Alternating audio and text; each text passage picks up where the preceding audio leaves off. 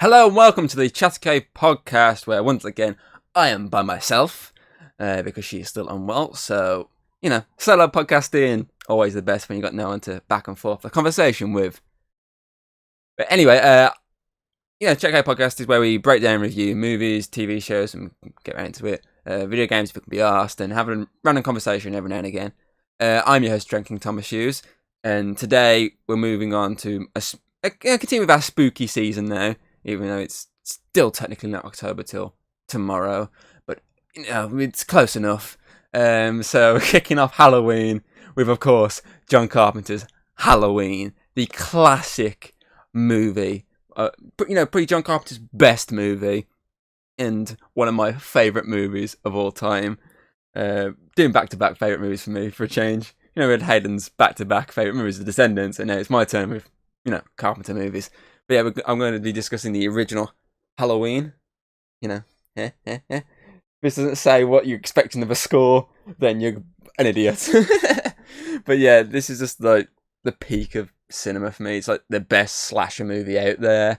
It has everything you need for a great horror movie. It's got the tense moments. It's got the spooky score. It's got the great acting.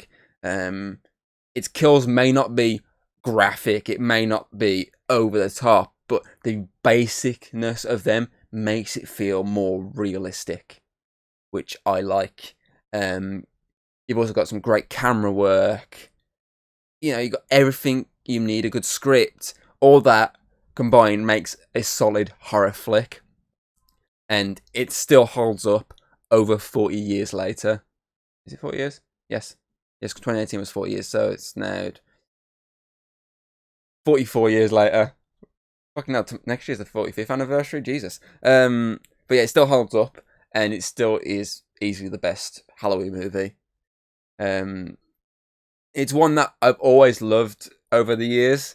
I wouldn't say it's the one that fully drew me into the franchise early on, because obviously growing up, it was more the later ones I got to see. So obviously the H2O, the Resurrection, those sort of ones are the ones I mainly saw growing up, and I think Halloween 2 as well. But obviously, of course, I did see the first one, and then over the years, it's just like The Thing. It's grew on me until it's the point of, oh my god, this movie's amazing. This movie is like the best movie out there. Well, one of the best movies out there.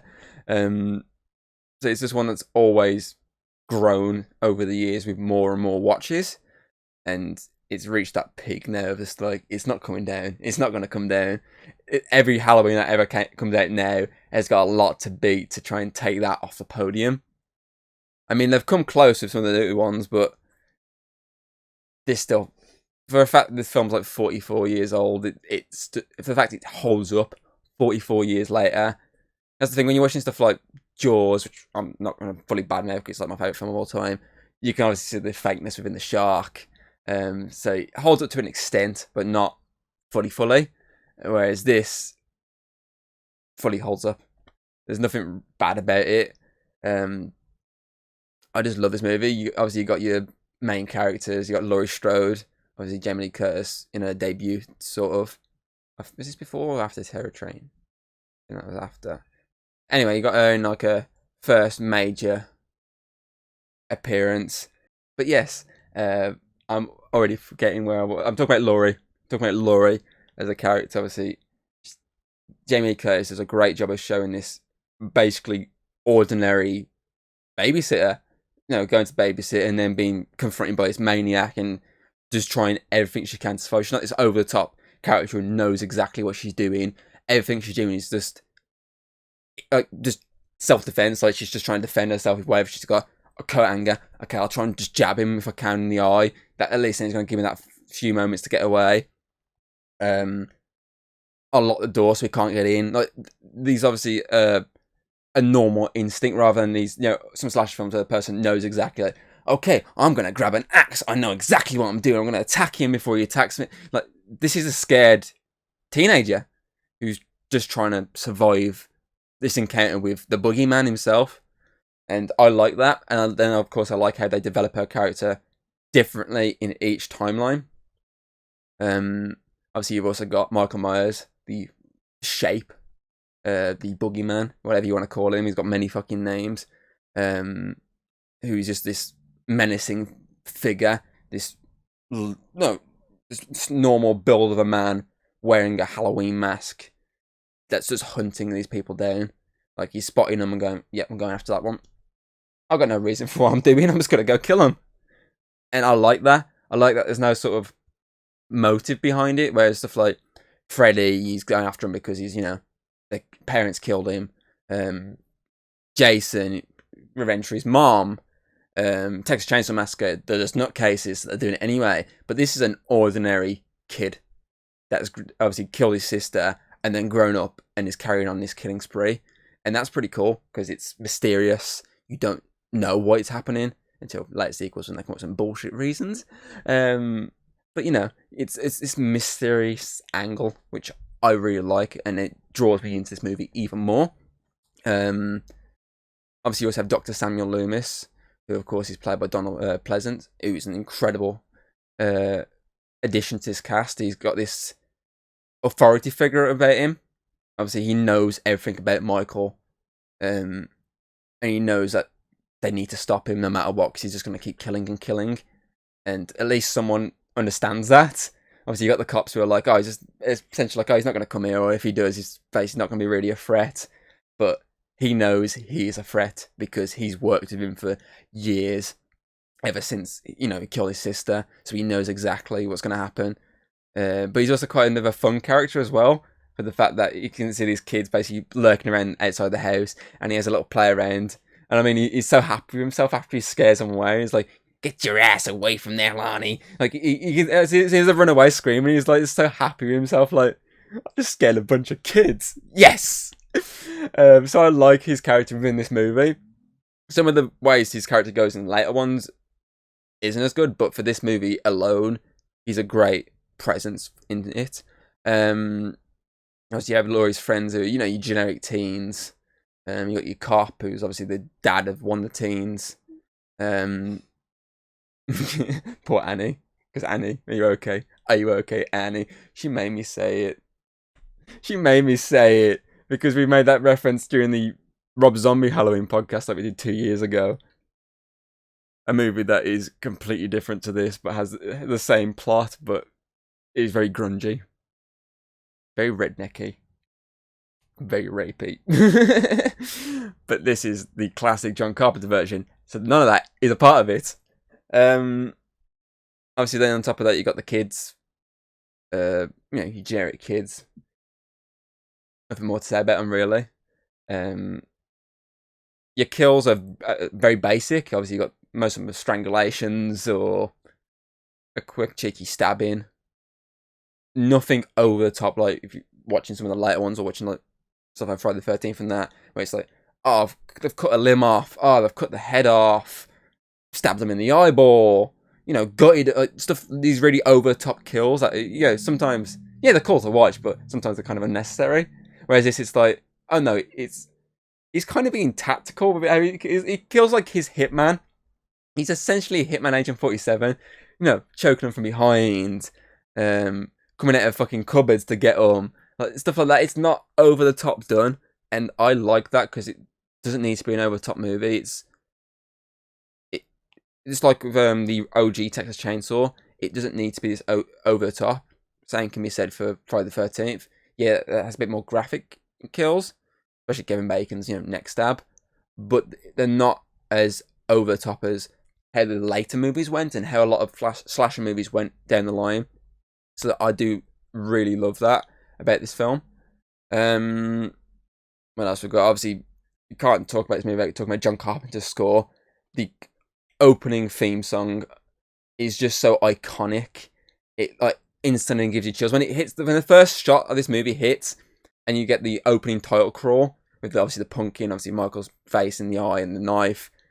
That music over the top of that as it's just slowly coming towards the screen instantly gets you in the mood for this movie. It instantly pumps you up like, this is going to be a ride now. I'm really up for this film now. And I can't wait to fully get into this movie. And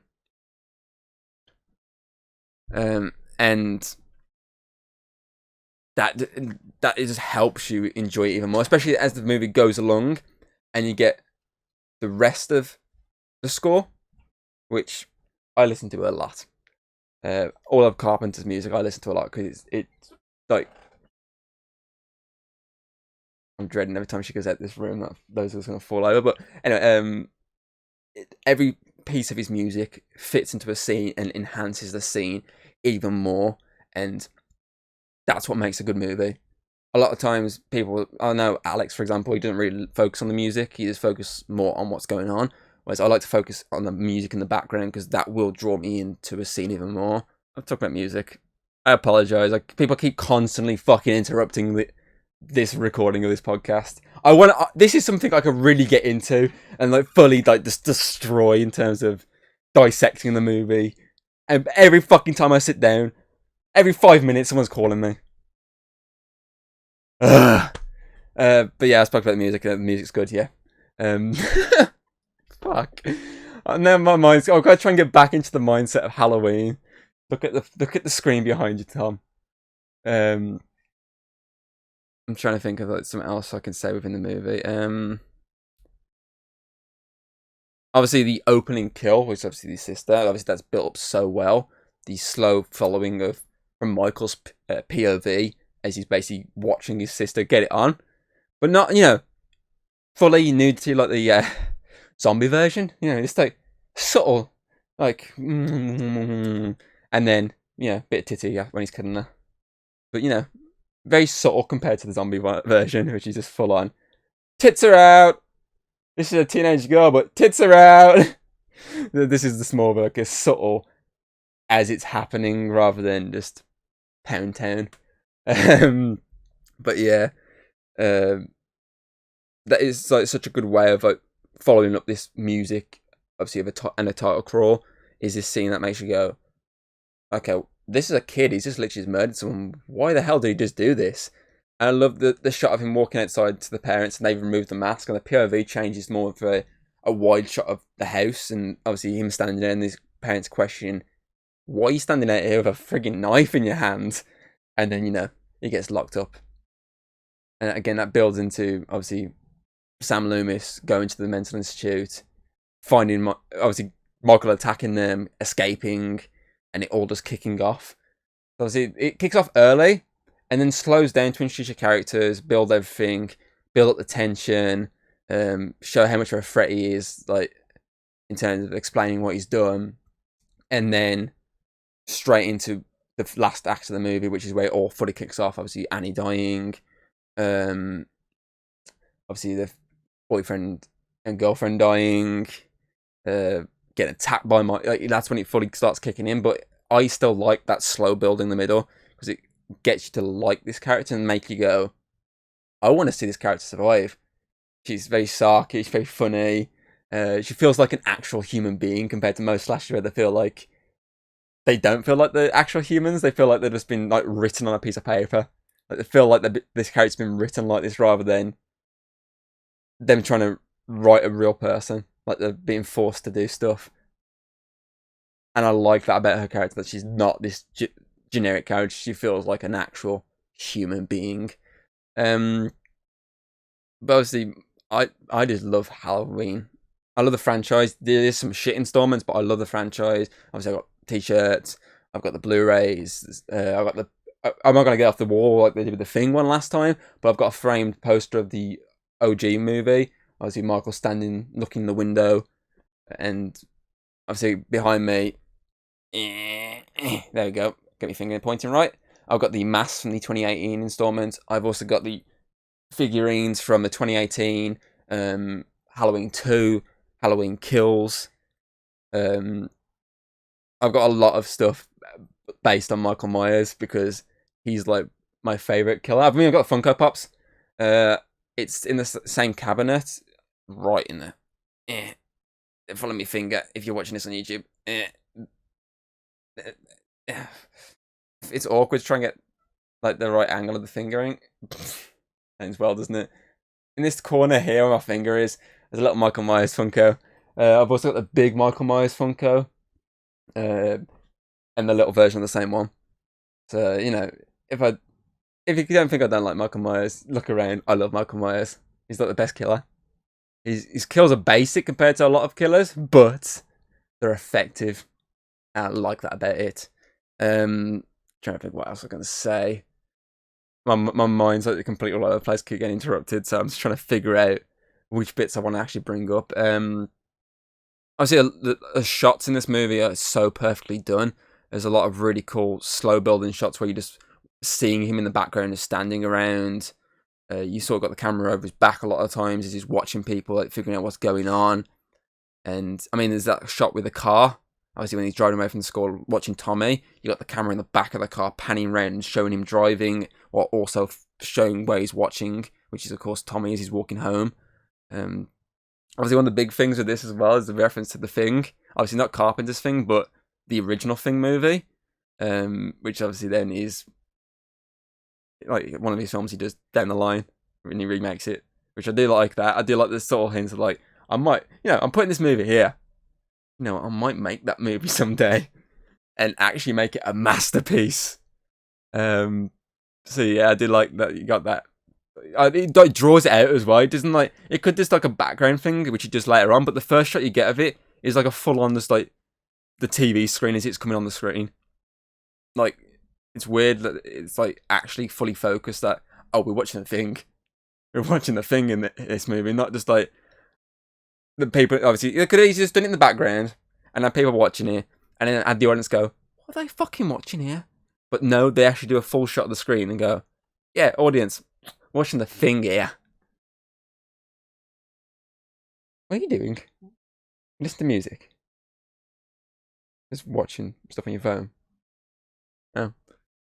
I couldn't tell if you're recording me recording this because your phone is at an angle which looks like you're recording me recording it. It looks like you're like the most subtlest like it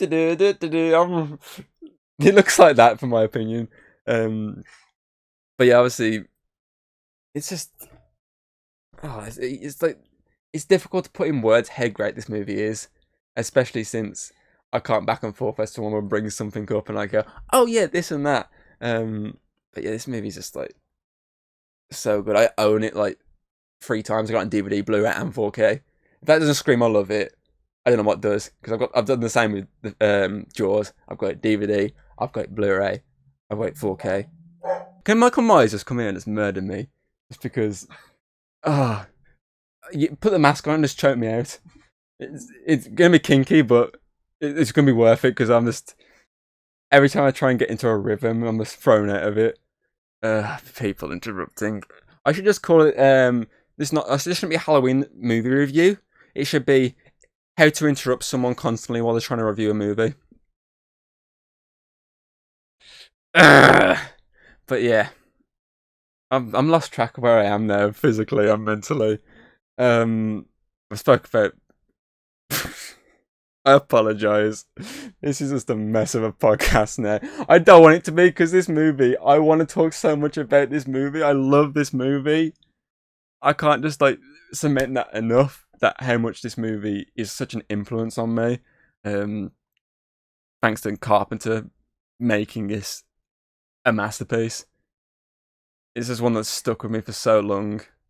Fuck me. I'm just trying to think now. I have it all lined out and it just goes out the window instantly. Fuck me in the asshole. Not something you'd hear from me usually. We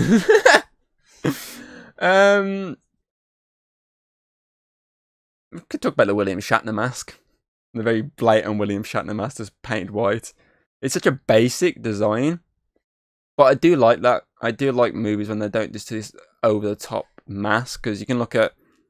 I'm trying to think of an example of a mask that looks kind of over the top. Most of the main slasher villains, their masks are basic. Jason, Leatherface is just someone's skin. I can't think of. I can't think on the top of my head, but I like it when it's just a basic bitch thing. Ghostface, yeah, is a prime example of a basic mask. Something that you could physically find in a shop and sell. Something you could sell massively as Halloween costumes for someone. I mean, Ghostface is probably the big example. I mean, that is so an easy to find Halloween mask. Exactly, you can go to Poundland and buy a Halloween mask from that. Whereas this, yes, you can find it cheap somewhere, like a knockoff one, but a lot of times they are more expensive. But it's still something that, as soon as you see that white mask, you go, Michael Myers. It's Michael Myers, that is. And it's an iconic character that's stuck in people's minds because how, his basic design, something that you can easily replicate, and it has been in like a lot of things. I think it's appeared in The Simpsons before.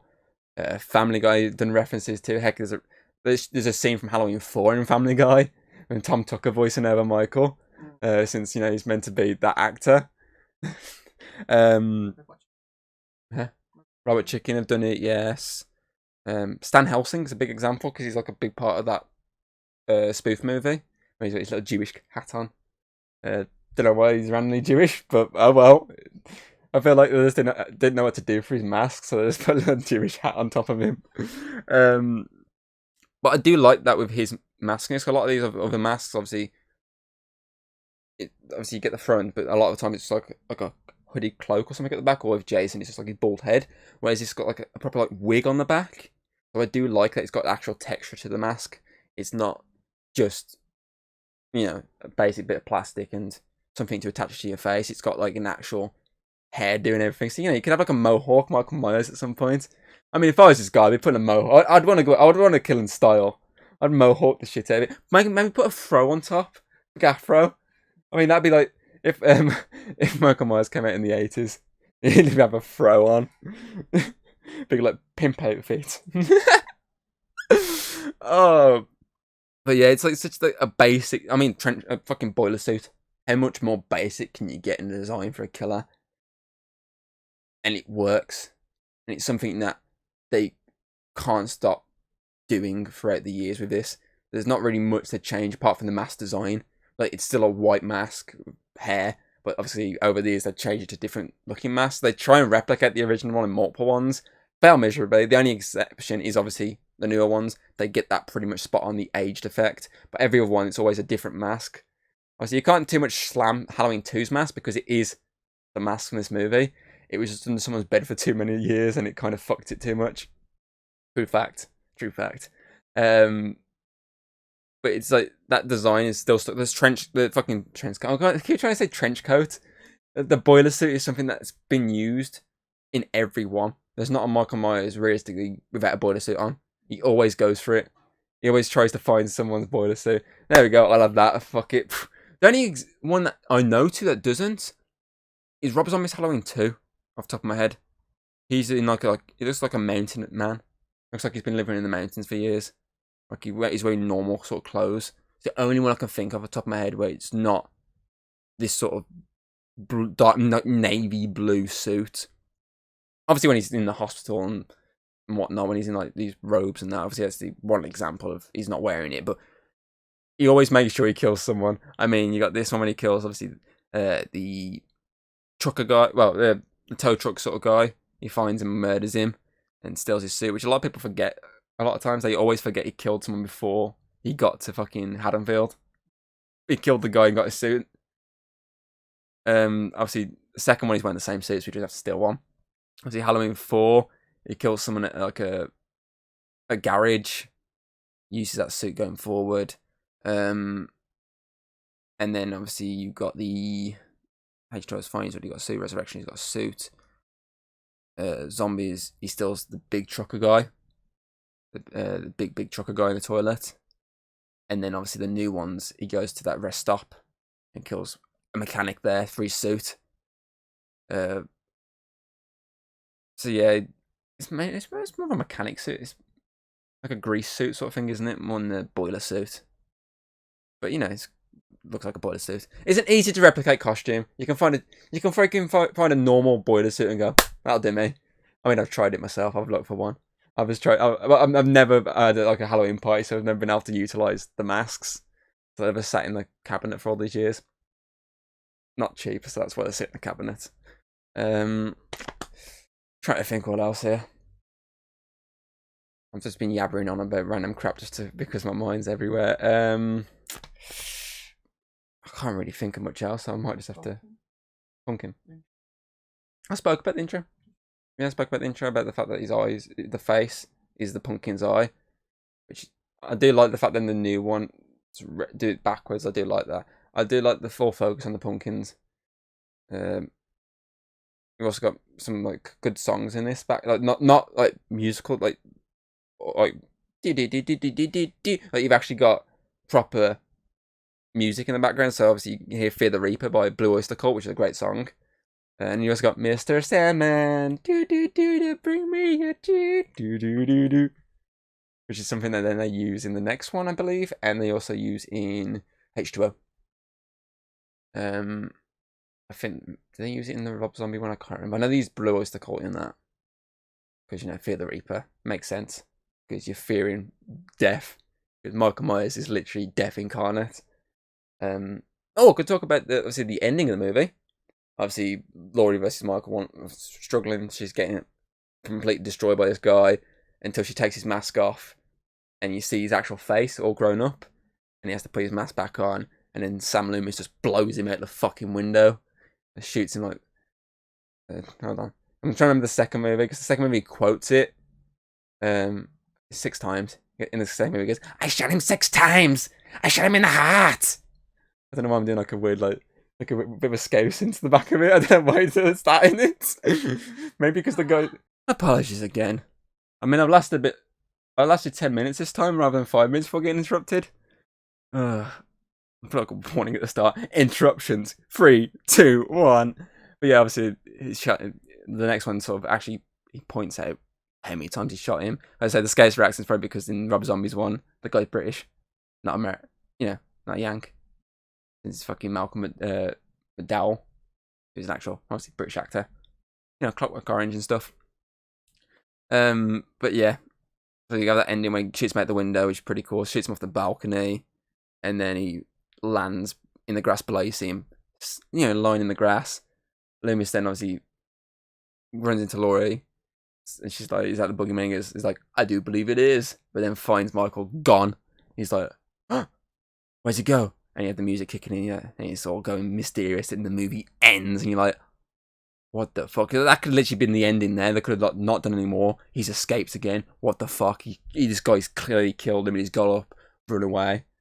But obviously they then did in the other ones, different versions. Obviously, the Halloween 2 timeline, he just gets up and walks away and carries on killing. Obviously the H2O timeline, it's the same as 2 actually. H2O is the same as 2, so ignore that. But then obviously you got the new timeline where the cops actually caught him the same night and throw him in jail, which is something that obviously then flows into Halloween. Of course, we don't get to see the arresting till kills. But yeah, it's a very mysterious ending, and if they never did a second one, it could be open to you as an audience member, what happened. Same as The Thing.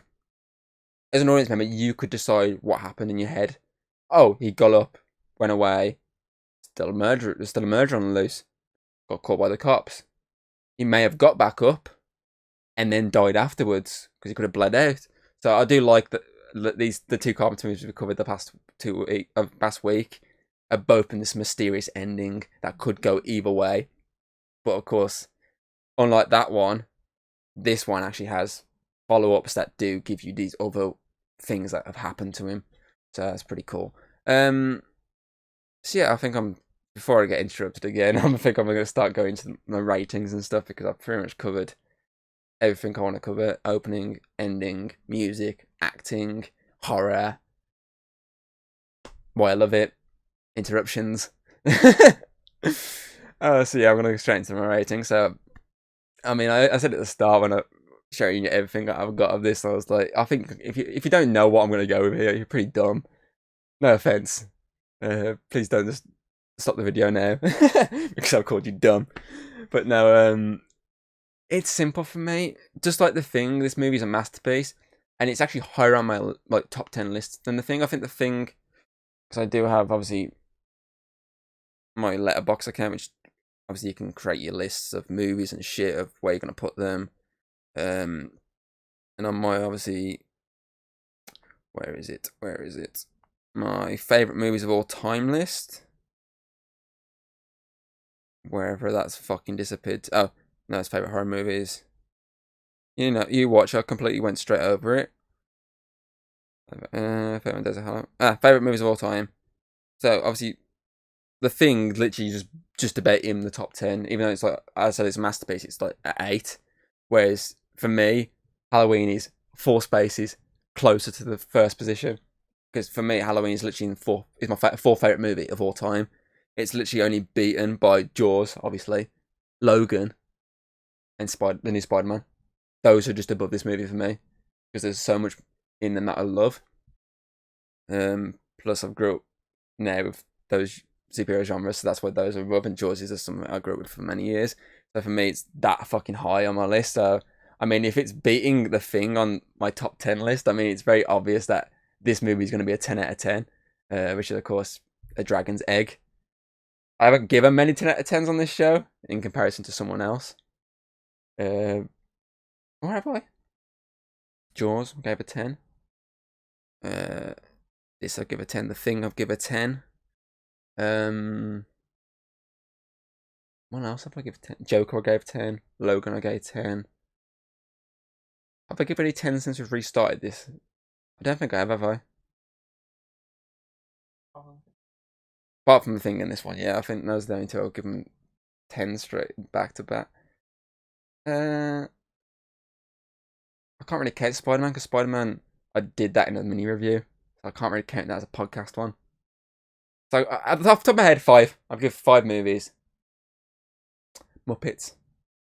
6 movies. I think you've doubled. Have you got double that? I'm going to look through this and find out for next time if she's doubled me on 10 out of 10s. If I've now overtaken you, I'll be really shocked. Because, I mean, I have put stuff up that you've really enjoyed. But yeah, so I'll give it a 10 out of 10. So she sent me some notes again. Miss, I'm ill all the time now. And she said, obviously, the POV kill at the start is clever and makes you shocked when it's revealed it's a kid.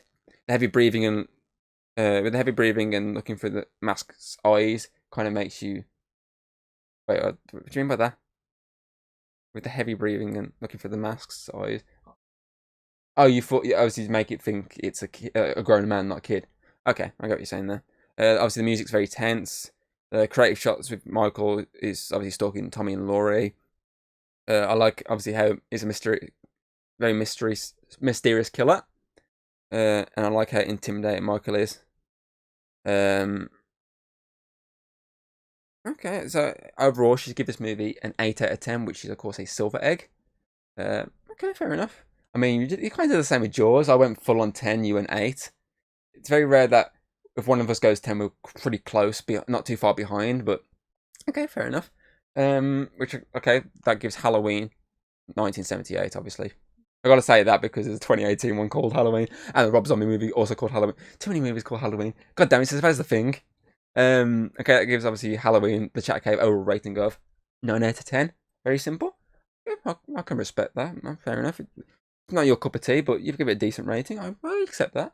Okay, so MVP. Okay, again, like last week, I can overrule her. I'm not going to overrule her on the MVP, which she chose obviously Laurie, played by Jamie Lee Curtis. I agree, because it's a character that you fully are rooting for to survive. You want her to live. She's fun. She's kind of snarky at times and stuff. She's trying to be this ordinary kid. I mean, there's a whole scene where she's smoking, and she's trying. Obviously, she's trying to basically not give it away that they've been doing something bad. She's just like this really cool character, which gets developed so well, especially in the new timeline. Okay, runner up. She's put Michael. I'm gonna disagree. I'm gonna say Dr. Samuel Loomis. I'm gonna say Donald Pleasance to Sam Loomis, so I'm gonna overrule her on that one. She can't argue me because she's off camera. She's not allowed to argue with me. She's the one who's sat out of this. I'm fully in this, so you're sitting there. I would love to say Michael. I would, because he's very intimidating, but end of the day, he's just a killer. There's not much personality to him for you to go, okay, this guy's like the best character in this movie. Whereas Sam Loomis, he's the guy hunting Michael. He's the Jamie of the new movies. Obviously, the Laurie Strode of the new movies. He's that character. And for this movie, he's perfect. He's this intimidating figure that, you know, you're rooting for him to stop this killer. You want him to like save the day, and for the fact that a lot of these times for these other ones, like you look at the Friday the 13th movies, a lot of the ones that eventually come into it as that sort of character, the one who knows the lore of this killer. It's always like a youngish character, whereas this is like an older man. He's quite old, so I like that. Like you look at like these ones, they're like smart and know what they're doing. Like, okay, this guy could actually take him. He could like one-on-one, he could beat the crap out of this guy. Whereas this guy, you look at him and go, not really. He's gonna have to use his intelligence here to try and stop Michael. Which, as you see in later movies, that's what he does.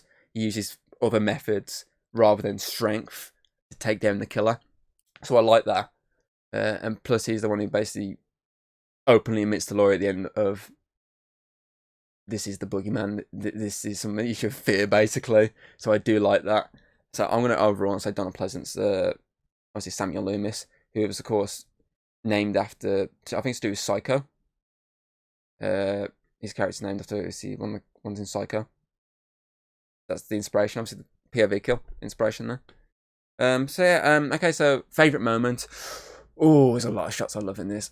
But I'm going to say, when she's obviously, just after obviously she's in the house, she's finding all the bodies, she stands against obviously the wall, scared as anything. You got a pitch black door frame behind her, and then you see the mask pop into the light very slightly, and he doesn't jump at her. He just slowly comes out to go after her with his knife. Obviously, he misses his shot because of, it's pretty difficult to see up there. I think definitely someone needs to turn the lights on. But yeah, obviously that shot of him, his mask in the darkness, that is so creepy.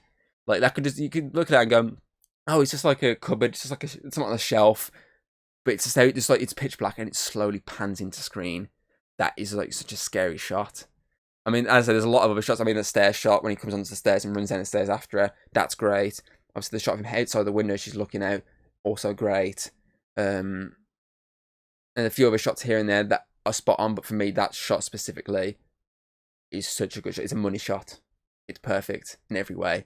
Okay, so for her favourite moment, she's put the first kill. Any particular reason? Okay, she likes it from when you see it from the mask. The build-up as well. The build-up to it, the slow build-up of watching this kid, who you don't know as a kid at the time, walk into the house, grab a knife, pick up a mask that the guy was using for sexual reasons at first, then kill his sister. The mysterious angle of why he's done it, because you don't know why he's done it. Is that basically why? Okay. That's decent choice. A great way to start a movie. Okay.